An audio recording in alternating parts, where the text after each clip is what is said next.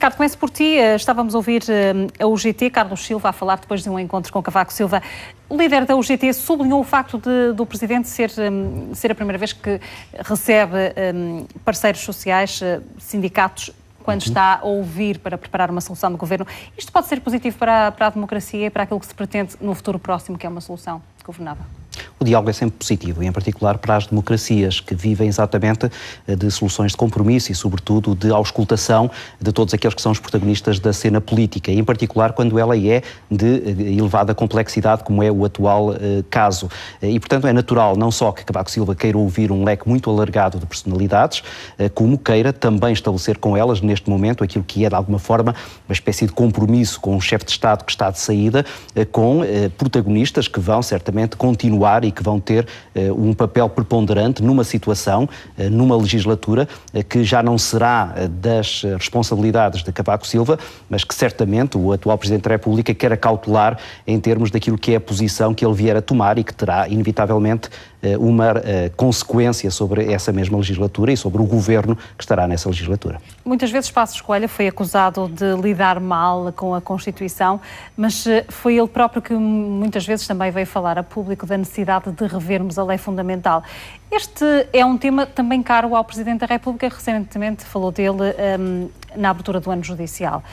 O país precisa ou não precisa de discutir a Constituição? Precisa discutir. Agora, este não é o momento para essa discussão, de todo. Não só porque estamos no meio de uma turbulência política que toldaria aquilo que era o espírito de lucidez que é preciso para tomar decisões acerca de um documento fundamental da democracia. Em segundo lugar, porque nem sequer temos calendário para isso.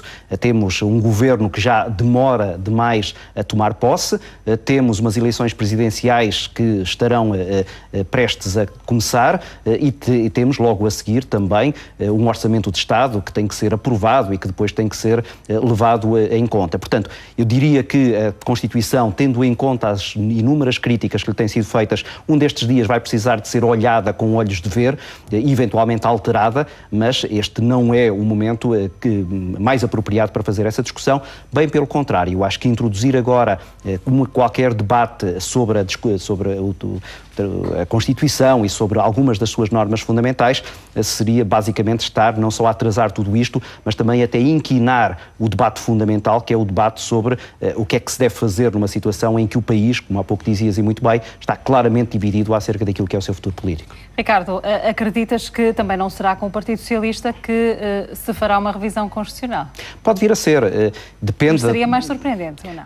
Depende do contexto. Vamos ver também se daqui a uns tempos, se eventualmente António Costa for governo e o Partido Socialista for o partido principal de apoio a esse governo, se não será até o próprio Partido Socialista, a certa altura, a precisar dessa revisão constitucional. Porque aquilo que nós temos percebido ao longo dos últimos anos é que quem pede essas revisões constitucionais é quem está no poder, isto é, quem sente os constrangimentos de algumas normas para conseguir levar a bom porto aquelas que são as suas medidas. Quem está contra são muitas vezes os partidos da oposição e, portanto, eu não me admiraria nada que um dia destes fosse o Partido Socialista a pedir uma revisão constitucional, com o PSD a dizer que se calhar não.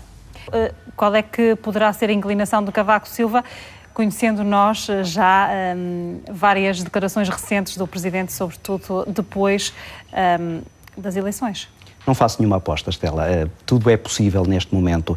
Eu diria que a possibilidade maior é a possibilidade de ele indigitar António Costa, era aquela que de alguma maneira resolveria os problemas mais imediatos, mas não excluo que, eventualmente, Cavaco Silva possa insistir num governo de gestão.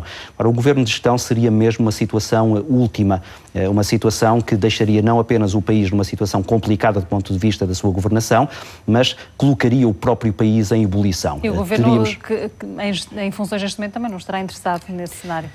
Eventualmente, mas eu diria que esse não é o principal argumento. Eu acho que o principal argumento era o facto de, na verdade, o país entrar em ebulição. Começámos a assistir a uma sucessão de greves, de paralisações, que tornaria a situação política absolutamente irrespirável. Aí sim, levando provavelmente a necessidade de o Presidente da República, este ou o próximo, tomar uma decisão drástica relativamente ao que estava a acontecer.